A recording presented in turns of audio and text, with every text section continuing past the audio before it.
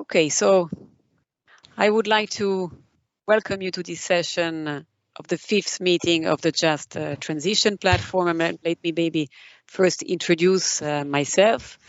I am the director responsible for the public sector loan facility and also for 6 member states, Germany, Austria, the Netherlands, Poland, Slovakia, and the Czech Republic in the DG REGIO in the European Commission.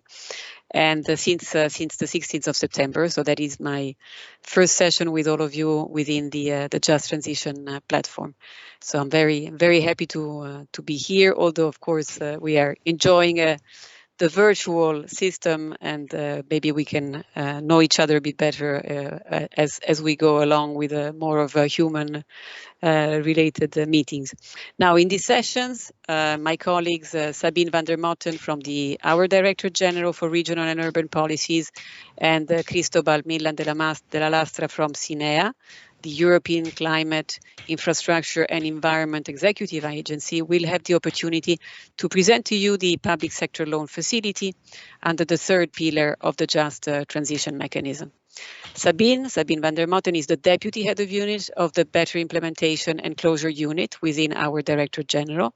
And this unit is in charge of the public sector loan facility and is particularly involved in the preparation, or I should say the preparations, plural, of the launch of the facility, because as you will see, as Sabine will explain, and also Cristobal, you will see that it is quite a sophisticated mechanism that we have with a number of different actors and partners that we have to work with. So Cristobal Millan de la Lastra is the head of unit of the Connecting Europe facility, the CEF, Transport and the Just Transition Mechanism unit within CINEA, and he's in charge of the facility in the executive agency CINEA.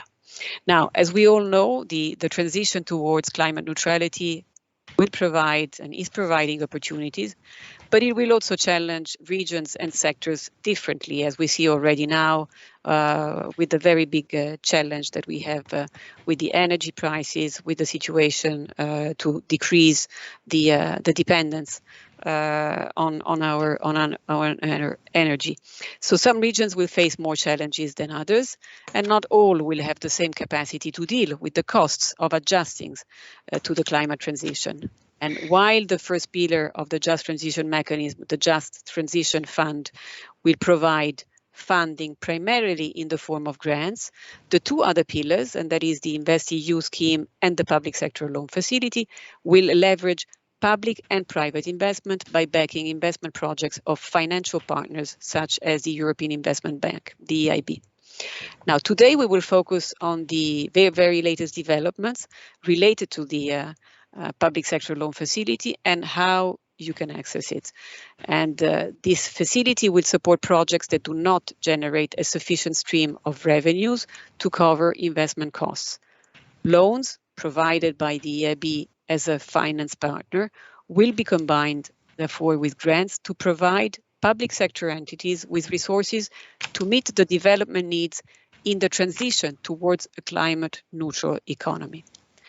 The access to the facility is triggered by the Territorial Just Transition Plans, which need to indicate the complementarities between the pillars of the Just Transition mechanism, as well as the sectors and activities to be supported by the facility. And member states are currently in the process of finalizing those Territorial Just Transition Plans. Now, since the adoption of the regulation establishing the public sector loan facility last summer, our teams have been working really intensely on the exact parameters and modalities of the facility, which will be explained today by Sabine and Cristobal. The launch of the facility is foreseen to occur this summer. However, the launch can only actually happen once a sufficient number of territorial just transition plans have been adopted. Following the presentations by Sabine and Cristobal, we will also have a question and answer session, and I really invite you to be proactive and to write your questions in the chat box, and that will greatly facilitate our own processing of your questions and the answer that we can provide you with during the duration of this specific session. And now I'm giving the floor to Sabine and then Cristobal for their own presentation. Thank you. Yes, thank you, Emma. Can you move please to the next slide of our presentation? So as Emma already indicated, so we will present the public sector loan facility as follows. So first we will concentrate on the key elements of the public sector loan facility and the preparation of the launch of the call for proposals. Then Christabel will say a bit more, so how this will work in practice and how to apply for support under the public sector loan facility. And then I will say a bit more on how the proposals are going to be evaluated and how this is going to be implemented. So next slide, please. So as Emma indicated already, so the public sector loan facility is the third pillar of the just transition mechanism. So it is a just transition mechanism is there to support and finance regions most exposed to transition challenges in all member states. So the first pillar is the just transition funds, which provides primarily grants. The second pillar is the InvestEU dedicated just transition scheme, so it will cross in private investments, and then the public sector loan facility, which will leverage public financing. So, and this is all framed by the territorial just transition plans, as Emma indicated already. So next slide, and I think you can move immediately to the other one also. So the key elements of the public sector loan facility. So what are the main features of the public sector loan facility? So it's a blending facility. So it's combining grants provided by the Commission with loans which are provided by the finance partner, which is in this case the EIB. So the amount foreseen in the regulation for the grants amounts to 1.5 billion. And the amount foreseen by the EIB resources amount to 10 billion, more or less. So the objective is indeed to address the development needs of the territories most affected by the climate transition. Who are the beneficiaries of this public sector loan facility? It's the public sector entities, and this includes also private law bodies with a public service mission. Now, how can you access to the facility? So this is facility is implemented under direct management. So it means that we will launch open call for proposals. And the first call, which will run until the end of 2025, in this first call, we will have national shares by member states. The timing of the launch of the first call is a bit dependent, as Emma said already, also on the adoption of the territorial just transition plans. So as soon as we have a sufficient number of those plans adopted, the first call will be launched. So to have access to the facility, so as I said, it's composed by a grant and a loan component. So the proposal have to be successful for both elements. So they have to pass the evaluation for the grant component, which is done by DG REGIO and CINEA, and they have to pass the evaluation done for the loan component, which is done by the EIB. Next slide, please. So what are the eligible sectors? So the list of eligible sectors in the regulation is very, very broad. So there are lots of possibilities, but it is important to know that they have to be identified in the just transition plans. So even if the list in the regulation is broad, if they are not mentioned in the just transition plan, the sectors will not be eligible for the financing. So this is a very important element that it has to it has to be described in the just transition plans. So what's the geographical scope of the facility? Well, the projects must benefit the territory identified in an adopted just transition plan. There can projects that are launched in another territory, but they have to benefit always the territories which are identified in the transition plans. The budget allocation, so as said, we have 1.5 million for the grant component of the facility, and we will work with national shares for the first period, which runs until December 25. And the allocation by member states is the same as the GTF allocation. In addition to the grant component, we also have advisory support, which is available for the beneficiaries or the applicants. So we have 35 million available for advisory support, so which includes 10 million for capacity building of the beneficiary. And this advisory support can be accessed via the InvestEU Advisory Hub website. So you have the link here in the presentation. And well, it's important to know that this advisory is already available. So if you plan to send a proposal and you want to have some advisory from which is also given by the EIB in this case, you can already apply for it. Next slide.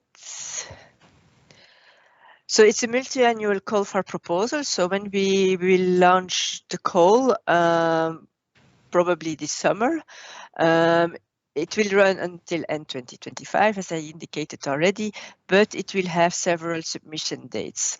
So we foresee that there will be 3 submission dates per year, so for presenting your proposals. It is a financing not linked to cost grant scheme. So it means that the grant is a fixed percentage of the loan provided by the EIB.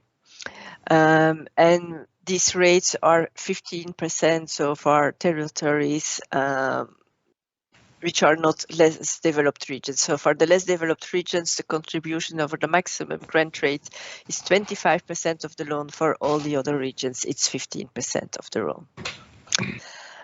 So what is the minimum EIB loan amount? So it's 12.5 million. Which is the loan amount, and the loan amount normally represents 40 to 50% of the total amount or the total value of the project.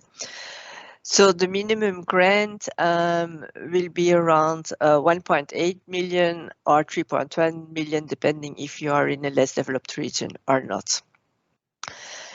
So this means that the minimum individual projects are of at least 25 million. This is for individual projects. If there are smaller projects, they can also benefit from the facility, but they should be grouped under loan schemes or framework loans, as it's known under the EIB. So this will give the possibility to frame or to group several projects into one scheme together.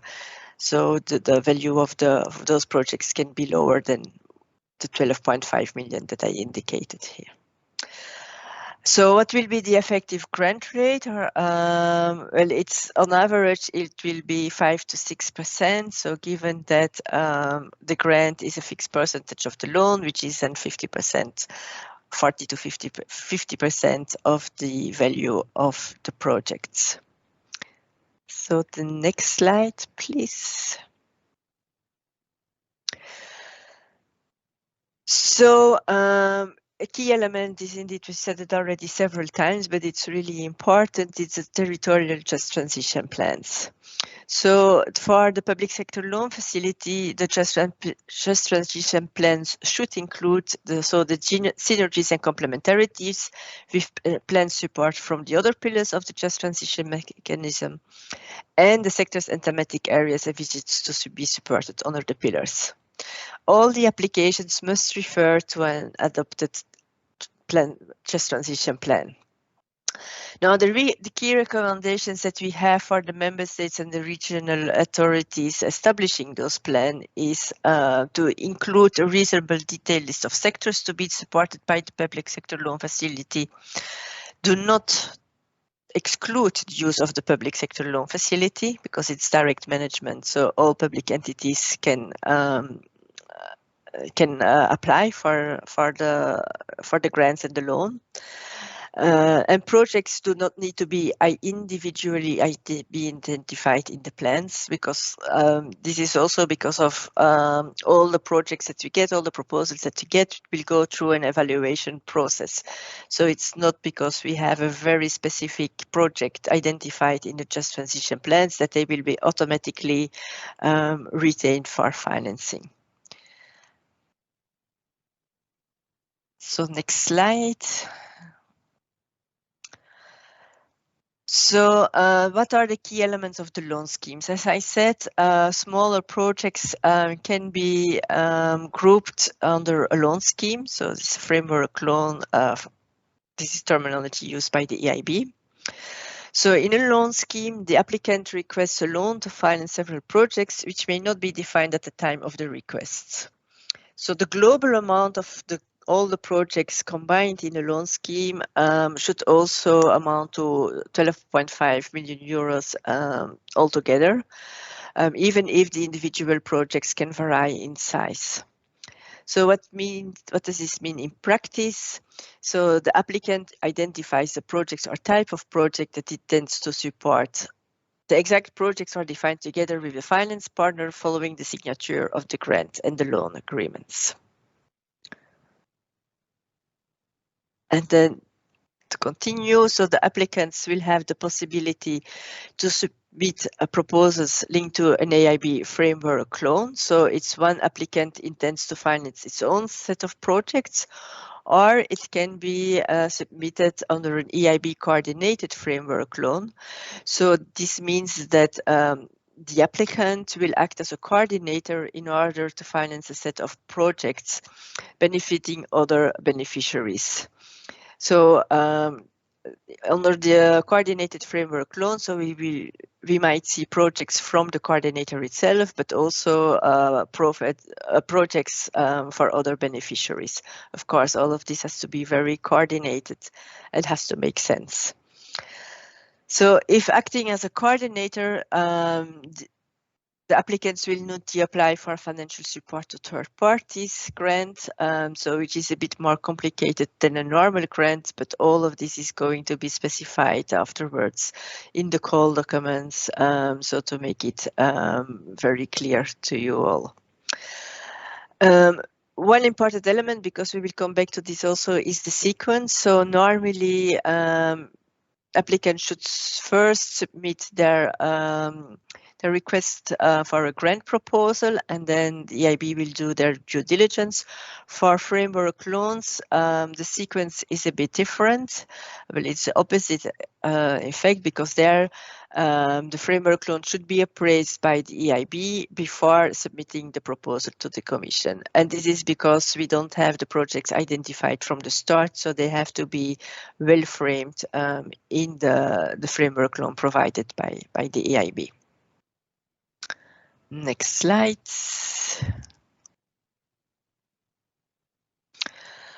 So under certain conditions, applicants can receive the loan component through an EIB financial intermediate. So this means that there is an upstream loan between the EIB and the financial intermediary, which are selected by the European Investment Bank. The EIB will still be consulted as part of the assessment process, but the proposals which will be financed via a financial intermediate should be submitted for the project as such. So it's not the financial intermediate that can apply for the support under the facility, but the final beneficiary that has to apply for the grant component under the Commission scheme. So no framework loans, only individual projects can be submitted if the loan component is to be provided by an intermediate, as I said already. Just to summarize a bit all those different types of loans and then the grants that are linked to it. So we have the individual projects that can be financed and will get a loan and a grant. Then we have the group of projects, which is smaller projects than mainly, that can benefit from a framework loan. It can be a group of projects by one applicant, or it can be a group of projects where somebody acts as coordinator and is grouping projects of different beneficiaries. And then in the end, we have projects that benefit from a loan, but via a financial intermediary, so not directly from the EIB. And in this case, the final beneficiary has to apply for the grant component directly to the Commission, and it's not a financial intermediate that can apply for the grant. So next slide.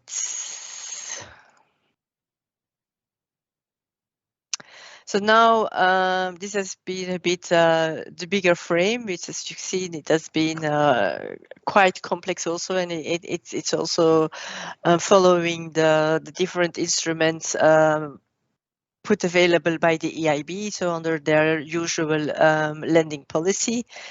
So we have to link our grant component to all of these and translate this into grant agreements. So how you should apply in practice, how to apply for the funding. Christabel will say a bit more on that part, because CINEA will be our partner in the implementation of the facility for the implementation of the grants part. Christabel, please.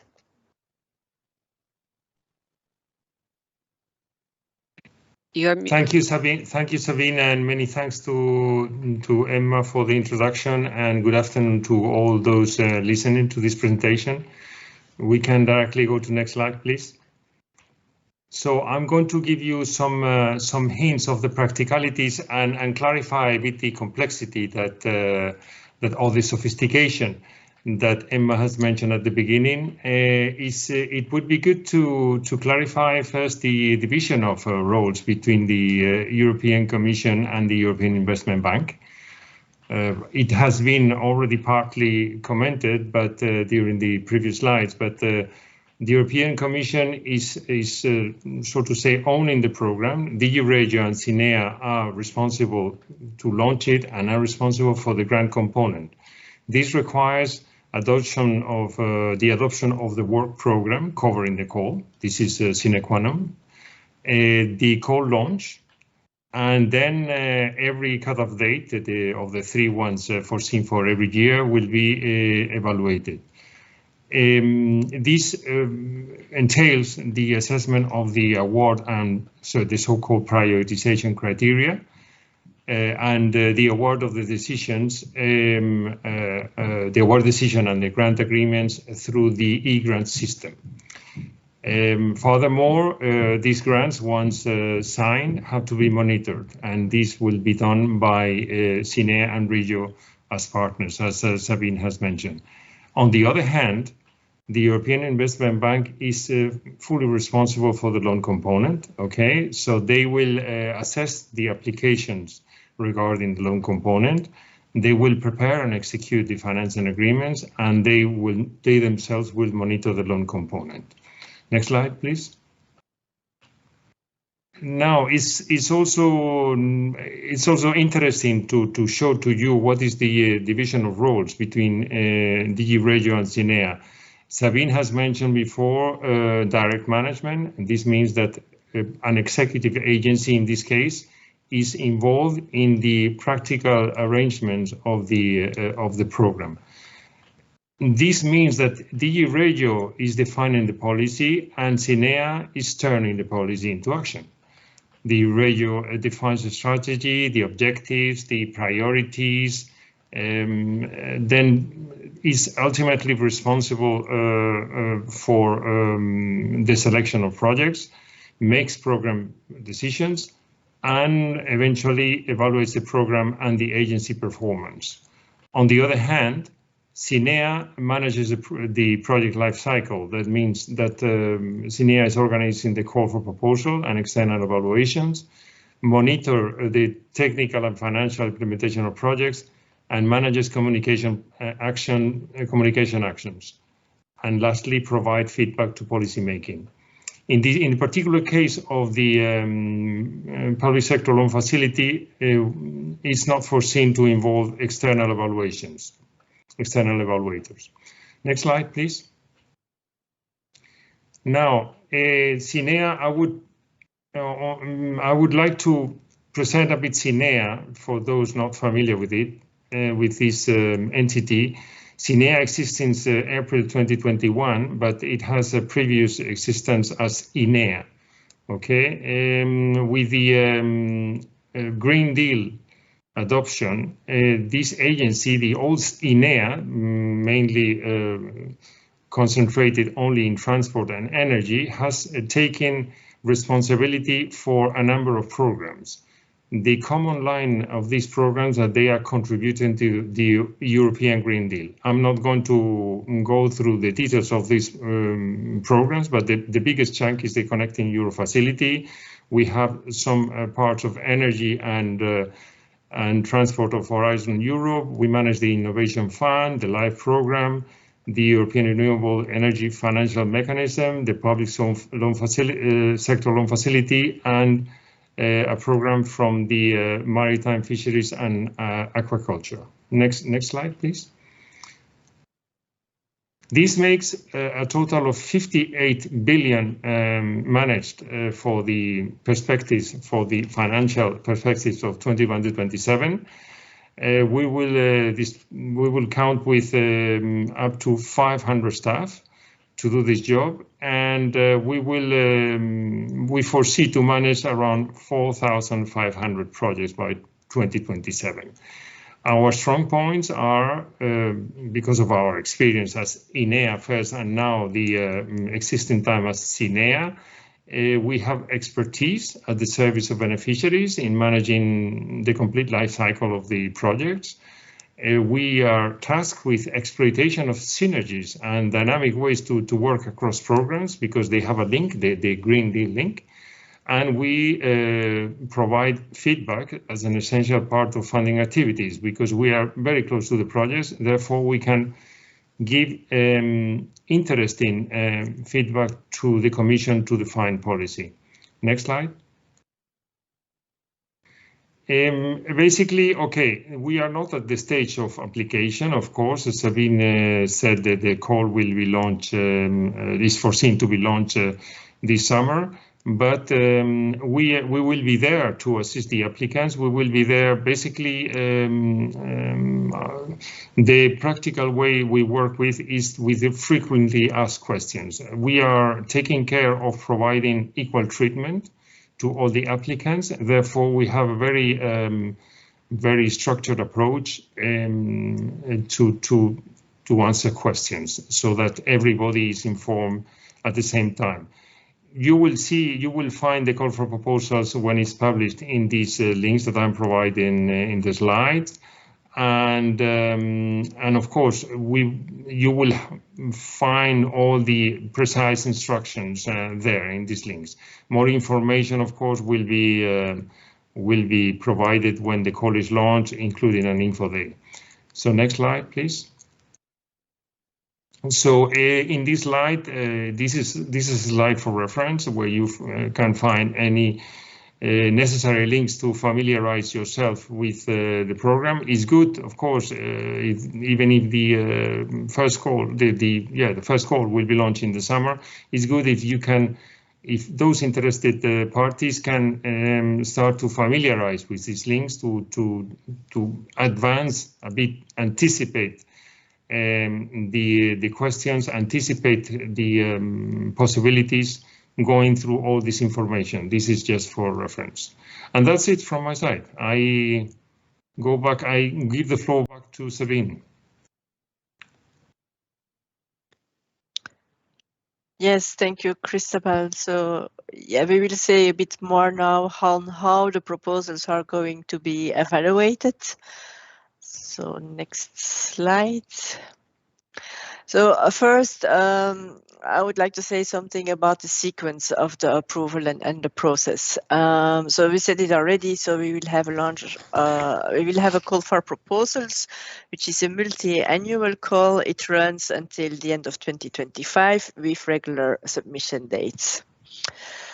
So normally, the applicant should first apply for a proposal, and then, well, actually it should happen a bit in parallel, apply for the proposal and apply for a loan at the EIB.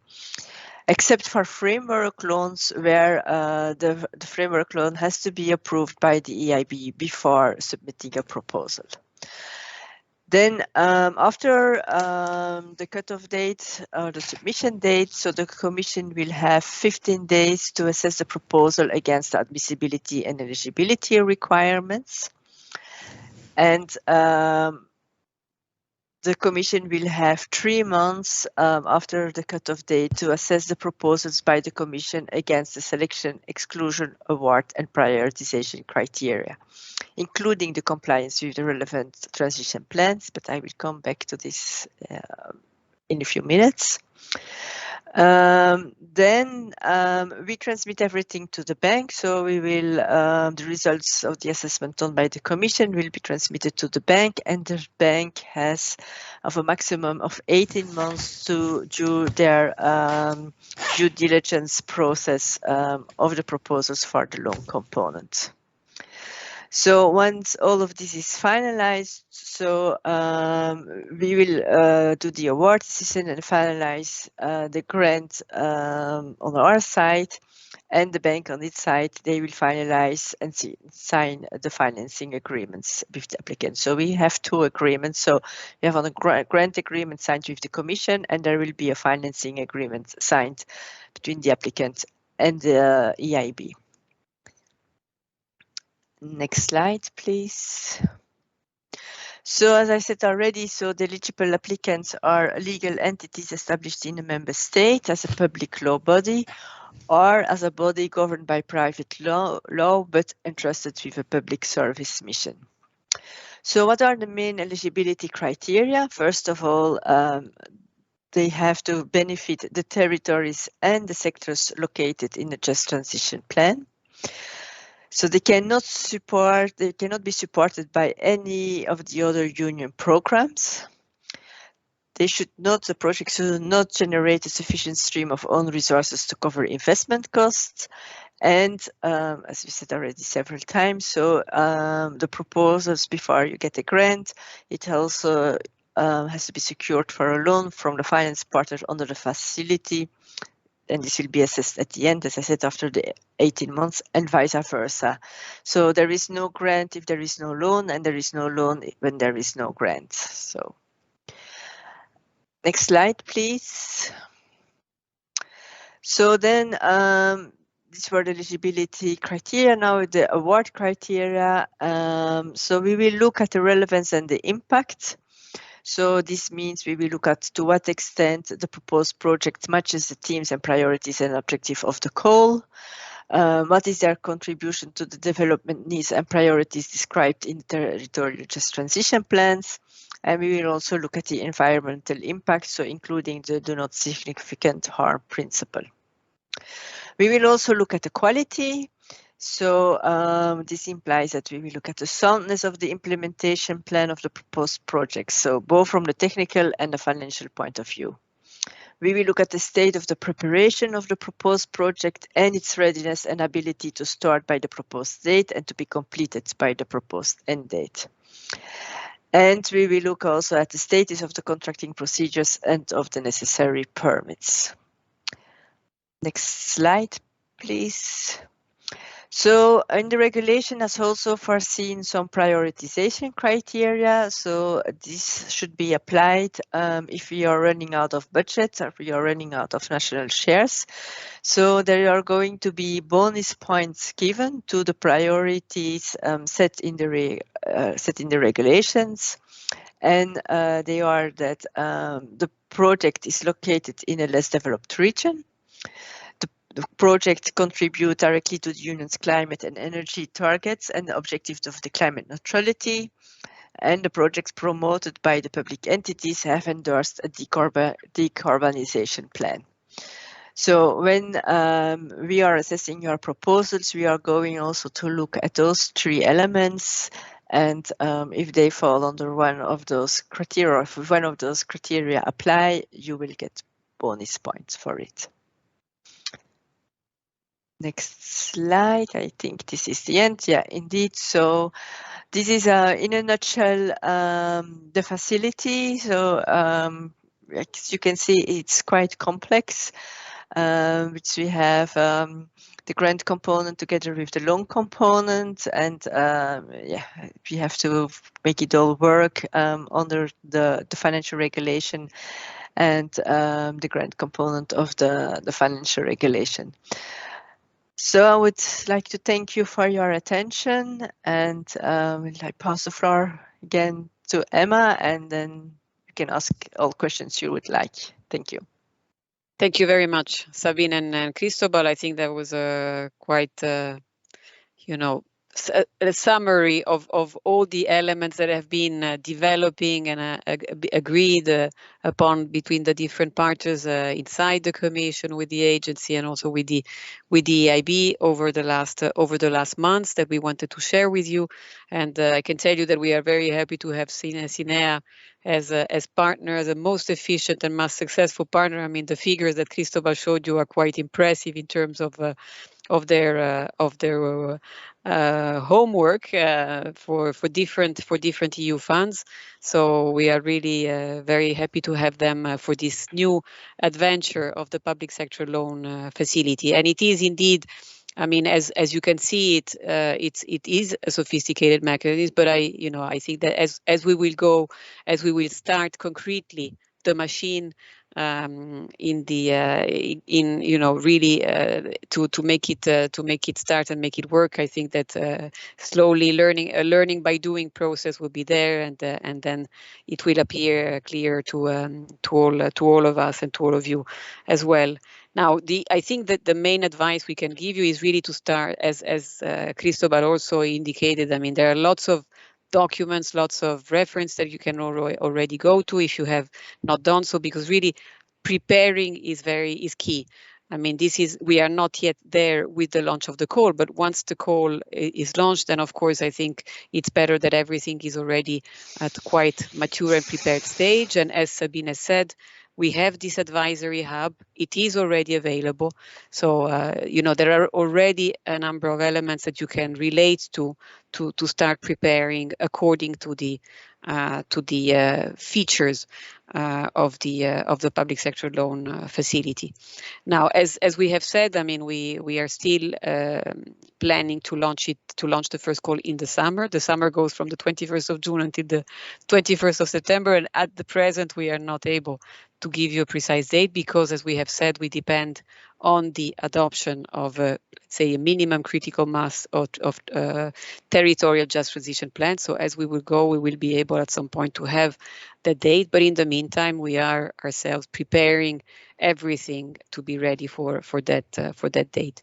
And also to consider that, of course, the average time between the day you submit a proposal to the time that it is eventually agreed is of course quite long, because we have the assessment made by the Commission side, so CINEA and us. We have the assessment made by the EIB, and all this has to, of course, match nicely together. Now, I see that we have one question already in the chat coming from Julie Bonnet, and this is: will the EIB be the only implementing partner for this pillar? The possibility of adding implementing partners was mentioned at some point during the meeting of last year. So indeed, there was already a meeting on the facility, on the legal aspects of the facility last year. Maybe, I don't know, Sabine, if you want to reply to this question. Yes, thank you, Emma. Indeed, I can reply. For the moment, it's only the EIB. The regulation provides for other finance partners in specific cases, so mainly when there is an increase of the budget or there would be a problem with implementation or we see any other problems. But for the moment, it's limited to the EIB, and we have to evaluate afterwards if we are going to involve other finance partners.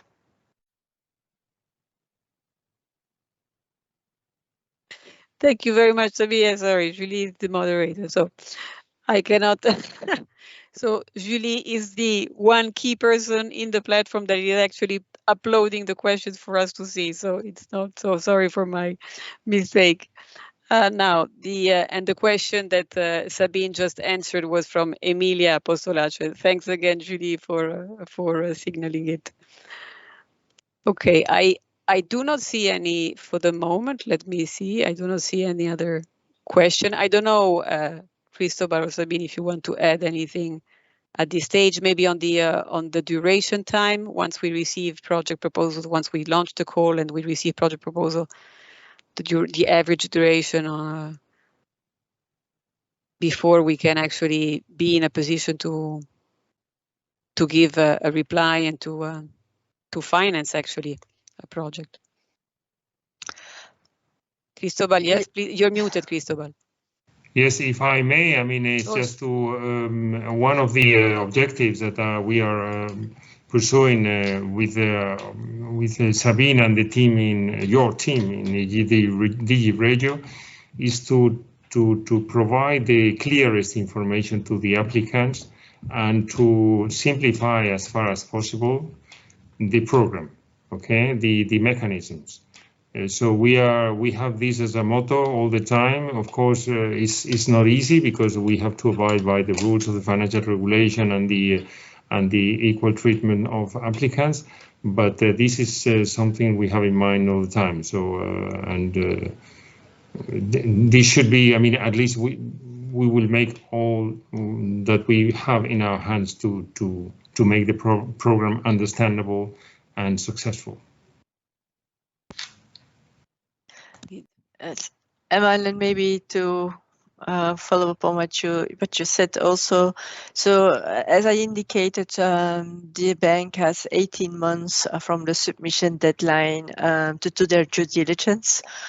However, what we agreed with the bank also is that if their due diligence, so we don't have to wait for the whole package to be evaluated by the bank. So the Commission will evaluate the whole package, will send the list to the EIB, and then they will do their due diligence. If they finish earlier, so with their due diligence for the loan component, we will move ahead quicker with the signature also of the grant agreement. So the 18 months is the maximum period, but it can be shorter, depending also the complexity of the project and so on. Yes, indeed. I think another very important point that you mentioned both, I think it's the communication and the visibility. Obviously, we really want the information to percolate down to the local level, to the municipalities, to all the public partners that are entitled to access the facility. For them to really to know that this opportunity exists and to prepare for accessing it. And for this, of course, we will put we were preparing for this through the agency CINEA, through our own means, through the EIB, of course, but we will also rely very much on you as partners in the facility to replicate, let's say, and repeat the message as we go by. This is very important. And as Cristobal was saying, as we will accumulate experience, we will really try to facilitate the mechanism, make sure that we also have efficient communication mechanisms as well for that opportunity to be known. Okay, so for the moment, I don't see any, we don't have any other question from the participants. So I don't know whether Sabine or Cristobal, you want to add anything at this stage? I mean, this is of course not the last time you will see us. We will be very eager to come back to the Just Transition Mechanism platform to give you an update on a regular basis. But maybe, I don't know, Sabine, Cristobal. No, maybe just to add, Emma, but as you said, it's not the only opportunity that we will have to explain the facility, but it's also important when we will launch the call, as Christabel said, CINEA will organize the info days, because it's quite a technical and complex facility with lots of elements. So there is going to be explanations given during those days, and we will also develop question and answers to guide the participant or the applicants through the whole process and to help them as much as possible. But maybe Christabel, you want to add something on this part also? Yes, indeed. This is the instrument that we have. We have to, of course, we cannot attend specific questions. We have to publish to provide equal treatment to all the applicants, but any interested party shouldn't have doubts on submitting questions, because this helps all the potential applicants. Okay, maybe some questions that you don't have in your mind, somebody else will raise them, and this will be useful for you. Of course, this will be organized at a later stage, but it will be publicized as soon as this the frequently asked question process is organized. It will be publicly available, and you see, we will fully concentrate on that. Okay, notably during this first call. I mean, and the first cut-off date, of course. Okay, I hear that there is one more question, so we are now just waiting a few seconds before we can actually visualize it. So I'm very happy that there is still some participant that is eager to profit from the presence of Sabine and Cristobal in this specific session. So the question is, if the projects do not generate revenue, how will the EIB loan repayments be made by the applicant? So I don't know, Sabine, you want to? Yes, maybe to clarify, it's not that the project cannot generate revenue. The project can generate revenue, but we will only we will not finance the project if there are sufficient means available in the municipality or the region. So what this means, if there is not sufficient revenue to finance a project, it means that, well, if we don't have the loan and you don't have the grant of the commission, the project would not take place. So this is what it means. Is to help. Actually, we want to help the public entities to finance projects which would otherwise not happen. This is what this means. Indeed, yeah. This is really the main logic of the facility, the main logic of the overall transition. Let's say supporting the overall transition mechanism and really giving most of the support and prioritizing most of the support to those who are most in need and face the heaviest difficulties in going through the transition. So I'm just waiting to see. So apparently there are no more questions from the participants.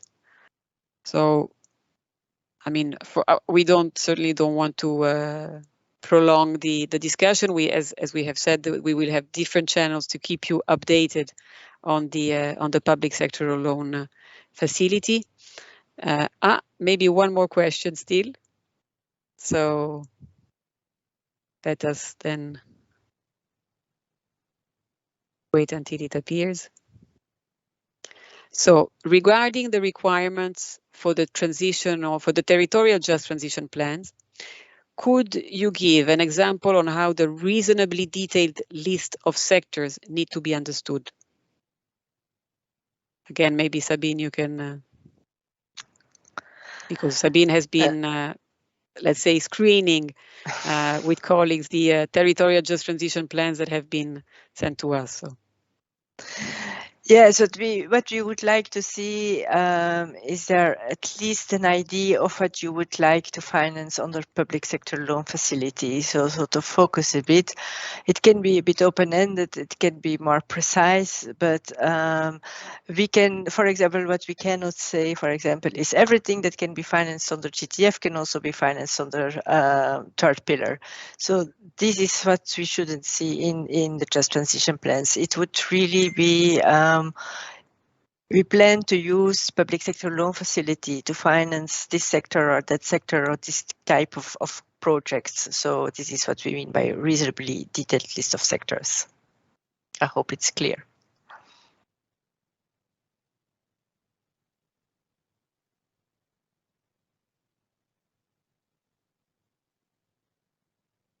So I think, yes, no, I think it was clear. Let's see maybe if there's anything else. So, no, okay. All right, so if there's really no other, just yeah. Okay, so let us just then wrap up. No, we hear there is still one more question, so bear with us. We are here for you basically. So we don't want to prolong, but at the same time we don't want to leave you too quickly if there is still a useful question for everyone. So the third question is, well, the new question is: can the facility also finance additional staff within, for instance, a local authority as part of the overall investment in order to have the capacity to plan and implement the investments? You want to go first, Sabine? Yes, no, this is not eligible. It's really projects that help the just transition. So it's not stuff in the local administration.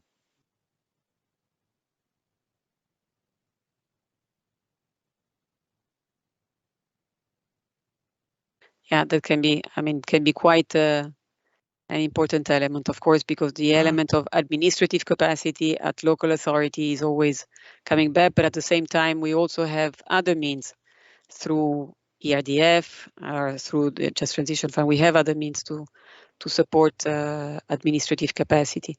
So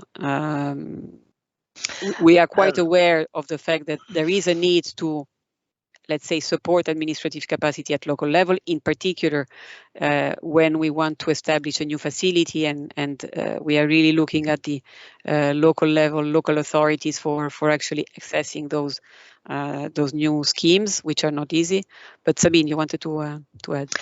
Yes, just to add, because I think it's important in this context that we have these advisory services available to help the administrations to set up and to develop the projects and do the whole analysis. So I think it's important to know and important to make use of it also to have a successful implementation.